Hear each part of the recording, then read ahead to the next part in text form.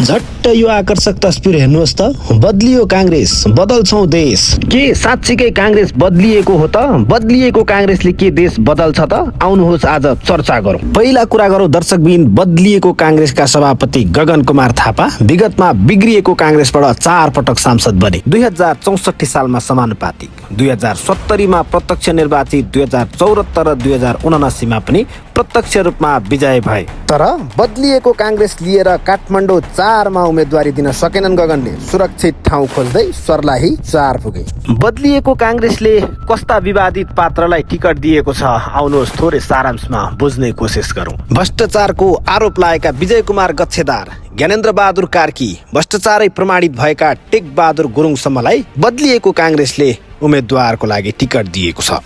आफ्नै पार्टीलाई सुधारतर्फ ध्यान दिन नसकेका गगनले देश बदल्छन् भनेर अब आश राख्नु कतिको सान्दर्भिक हुन्छ तपाईँ आफै विचार गर्नुहोस्। गगन विशेष महाधिवेशनबाट सभापति बन्न सफल भए, तर पार्टीलाई एक ढिक्का बनाएर अगाडि बढाउन सफल भएनन्। विशेष महाधिवेशन भन्दा अगाडि पार्टी फुट्यो भने विषय पिउँछु भनेका थापा अहिले पार्टी फुटाएर आफू सभापति भएका छन्।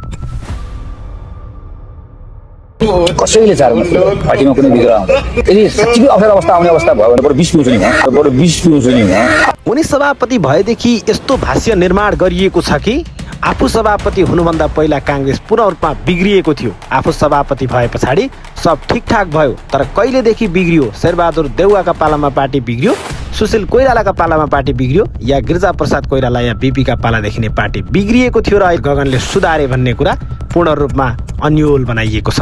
विशेष महाधिवेशनमा सम्बोधन गर्दै थापाले आफ्नो पार्टीभित्र कुनै बा अर्थात् दास र लासको पार्टी नभएको र कुनै प्रश्न नमरेको, प्रश्न जिउँदै भएको पार्टी भएको थापाले बताएका थिए। तर यति बेला गगन थापा आफै प्रश्नको चौघेरामा छन्। काङ्ग्रेस दास र लासहरूको पार्टी होइन, काङ्ग्रेस जिउँदो मानिसहरूको पार्टी।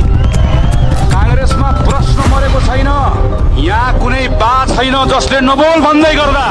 बिहिबार अर्थात् गत 7 गते गगन थापा एक अन्तर्क्रियात्मक कार्यक्रममा सहभागी थिए, जहाँ उनलाई सबैभन्दा बढी सोधिने प्रश्न प्रमाण खोइ भनेर सोधियो। 2081 साल वैशाख 28 गते बसेको संसदमा उनले रवि लामिछानेप्रति लक्षित गर्दै माग फारमै भरेर लोन लिएको प्रमाण देखाइदेऊ भन्दै एउटा कागज हातमा लिएका थिए। कुनै सहकारीबाट ऋण लिएको छैन भनेको ठाउँमा सहकारीमा आफै लिखित गरेर माग फारम भरेर लिएको पेश गरौँ। 1 अरब रुपियाँ पैसाको अपचलन गरेका प्रमाणहरू पेश गरौँ। मुसुक्क हाँस्दै माइक समाउँदै गगन थापाले प्रमाण पढेर सुनाउन थाल्छन्। लाग्छ कि प्रमाण अहिलेसम्म कहीँ नभेटिएको प्रमाण भेटिँदैछ। मान्य रवि लामिछानेको नाममा 2 करोड कर्जा प्रवाह भएको र आफ्नै हस्ताक्षरबाट चेक भुक्तानी गरेको देखिएकोले रकमबारे थाहा थिएन भन्ने जिकिर खण्डित भएको। मान्य रवि लामिछाने प्रबन्ध निर्देशक हुनु अघि नै सञ्चालक समितिको बैठकमा सहभागी भई ब्याङ्क खाता खोल्ने र हस्ताक्षर गर्ने निर्णयमा संलग्न रहेको। मान्य रवि लामिछानेले निशुल्क शेयर पाएको दावी गरे तापनि उक्त शेयर लगानी गर्नको लागि सहकारीकै रकम प्रयोग गरेको। मान्य रवि लामिछानेले आधिकारिक रूपमा अलग भएको भनिएको मिति पश्चात पनि कम्पनीको 100औं चेकहरूमा निरन्तर रूपमा हस्ताक्षर गरिरहेको। मान्य रवि लामिछाने कर्मचारीको रूपमा मात्र नभई कम्पनीको सञ्चालनमा सारभूत प्रभाव पार्ने हैसियतमा रहेको अन्य कर्मचारीको बयानले समेत स्पष्ट पारेको। मान्य रवि लामिछानेले सुप्रिम सहकारीको रु 10 करोड 79 लाख गैर कानुनी रूपमा गोर्खा मिडियामा लगी संगठित अपराध गरेको दावी रहेको। मान्य रवि लामिछाने कम्पनी स्थापना भएको दिनदेखि नै 15% शेयर धनी रहेको र व्यवस्थापनमा सुरुदेखि नै संलग्न देखिएको। गगनले हतार हतार पाना पल्टाउँदै विगतमा विभिन्न अदालतबाट आएका आदेशहरू पढेर सुनाए। तर यी कुनै प्रमाण होइनन्, यी त केवल अदालतबाट दिएका आदेश मात्रै थिए। अझै पनि गगन थापामाथि प्रमाण खोइ भन्ने प्रश्न कायमै रहेको छ। यहीँबाट पनि प्रश्न हुन्छ, 2081 साल वैशाख 28 गते हातमा लिएको कागजको खोस्टो मात्रै थियो, त्यो कुनै पनि प्रमाण थिएन। अब यति भए पछाडि उनी राजनीतिमा थप प्रतिशोधपूर्ण व्यवहार देखाउँछन्, उनी थप व्यक्तिवादी छन् भन्न कुनै कठिन छैन।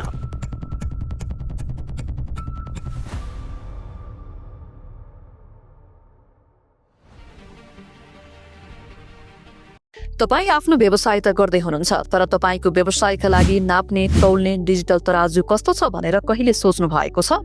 अब हामीले अन्तर्राष्ट्रिय उच्च प्रविधिबाट बनेका एकुरेट डिजिटल तराजुहरू ग्यारेन्टी सहित सुपथ मूल्यमा ल्याइसकेका छौँ। नेपाल सरकार नापतोल तथा गुणस्तर कार्यालयबाट मान्यता प्राप्त 36 घण्टाभन्दा बढी ब्याट्री ब्याकअप भएको, 18 महिनाको ग्यारेन्टी भएको, अटो क्यालकुलेटर सिस्टम तथा हेभी प्लेट साइज भएको विभिन्न क्षमताका डिजिटल तराजुहरू हामी कहाँ 20 KG, 30 KG, 60 KG, 80 KG, 100 केजीदेखि 500 KG हुँदै 1000 केजीसम्मका डिजिटल तराजुहरू उपलब्ध छन्। हो हजुर, काठमाडौँ, भक्तपुर र ललितपुर भरि फ्री डेलिभरी तथा नेपालैभरि डेलिभरीको सुविधा उपलब्ध छ। अर्डर गर्नका लागि स्क्रिनमा देखाएको नम्बरमा सम्पर्क गर्न सक्नुहुन्छ अथवा हामीलाई सिधै मेसेज गर्न सक्नुहुनेछ। कञ्चनजङ्घा डिजिटल नेपाल ट्रेडर्स प्राली, लगनखेल, साझा भवन, ललितपुर।